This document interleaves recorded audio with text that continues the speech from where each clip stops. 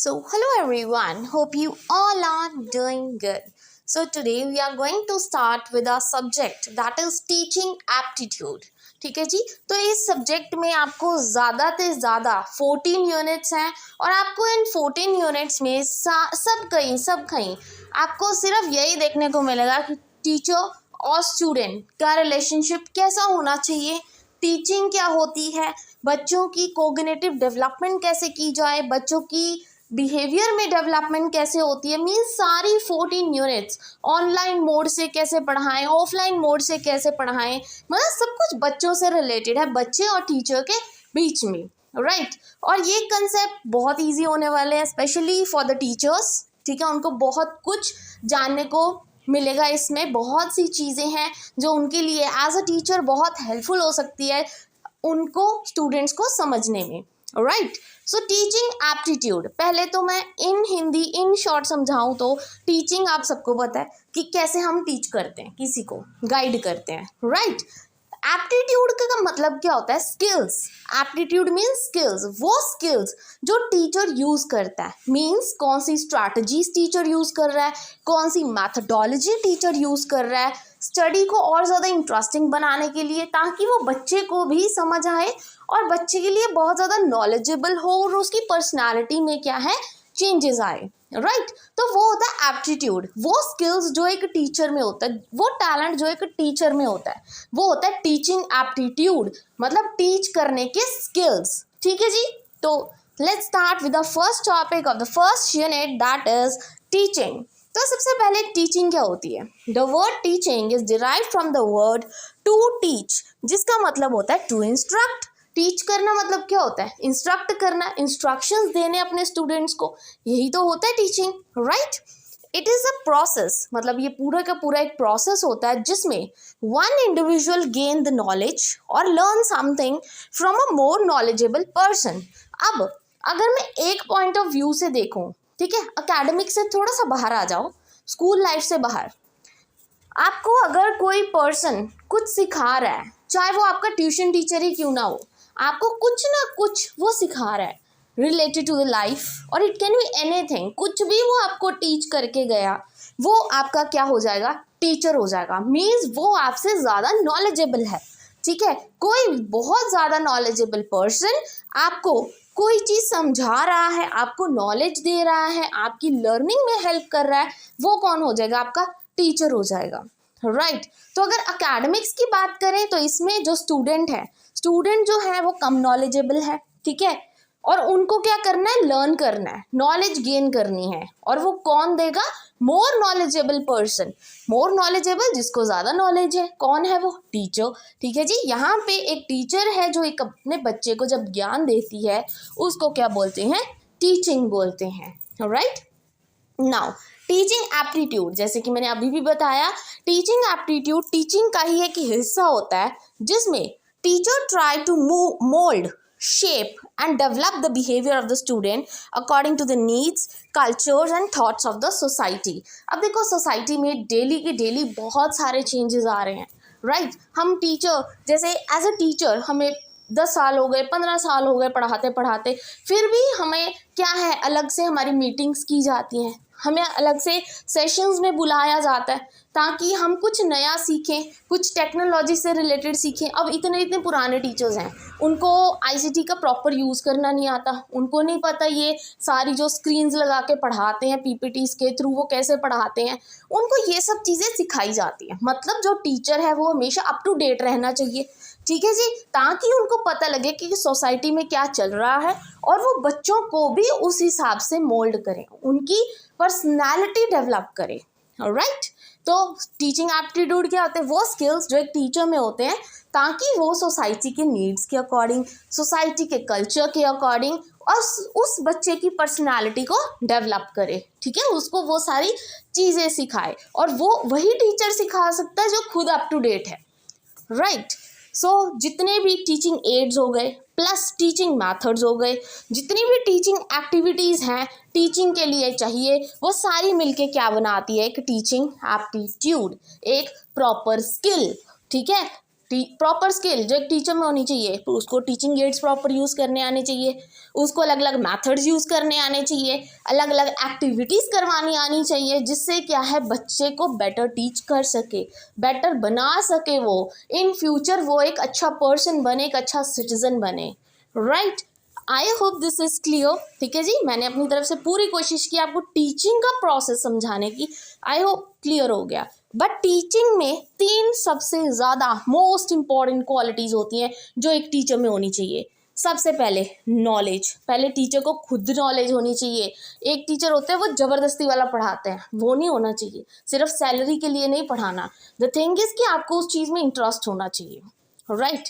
Then is aptitude, आप में वो स्किल होनी चाहिए कि आप टीच कर सको स्टूडेंट्स को, ठीक है। Then communication skills are must, जो एक टीचर होता है उसमें सबसे बेस्ट बात यही होती है कि उसके कम्युनिकेशन स्किल्स बहुत अच्छे होते हैं, ठीक है। उसको पता होता है अपने बच्चे के साथ कैसे कम्युनिकेट करना है, उसको कैसे कंफर्टेबल करना है उस सब्जेक्ट के साथ, और कैसे उसके दिमाग में वो सब्जेक्ट डालना है, किस तरह से, ठीक है। नॉट बाय स्कोल्डिंग और एनी वे, ठीक है, बट उसको बहुत ही प्यार से समझाते हुए उस कंसेप्ट को क्लियर करना है, ठीक है। I hope this is clear. Now definitions of teaching, अब कुछ डेफिनेशंस हैं, कुछ राइटर्स, कुछ ऑथर्स ने दी है, ठीक है जी। ये भी मैं इंक्लूड कर दी है इसमें ताकि आपके लिए हेल्पफुल हो अगर आप एग्जाम्स में लिख के आना चाहो। सबसे पहले अकॉर्डिंग टू मॉरिसन, जो मॉरिसन थे उन्होंने बोला कि teaching is the intimate contact between a more mature personality and less mature one.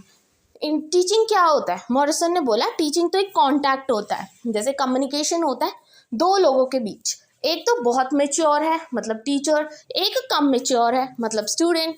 वही जो हमने स्टार्टिंग में पढ़ा कि जो टीचिंग क्या होता है कि जिसके पास कम नॉलेज है वो ज़्यादा नॉलेजेबल पर्सन से ज्ञान लेता है, उसी को तो टीचिंग बोलते हैं, राइट। देन रॉबर्टसन ने क्या बोला कि teaching is a generic term, कि टीचिंग एक जेनरिक टर्म है that denotes the action undertaken to bring about learning in the another, जहाँ पे हम बहुत से एक्शंस लेते हैं, बहुत सी एक्टिविटीज़ यूज़ करते हैं, बहुत से मैथड यूज़ करते हैं ताकि हम सामने वाले को लर्न करवा सके उस चीज़ को।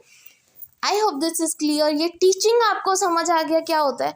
सबसे इंटरेस्टिंग तो उनके लिए रहेगा ये टॉपिक जो खुद एक टीचर्स हैं, तो वो मतलब बहुत ही कांटेक्ट बना के चलेंगे, उनको बहुत ईजीली ये चीज़ें समझ आ जाएंगी और इंटरेस्टिंग भी लगेंगी, right. Now comes the next topic that is objectives of teaching.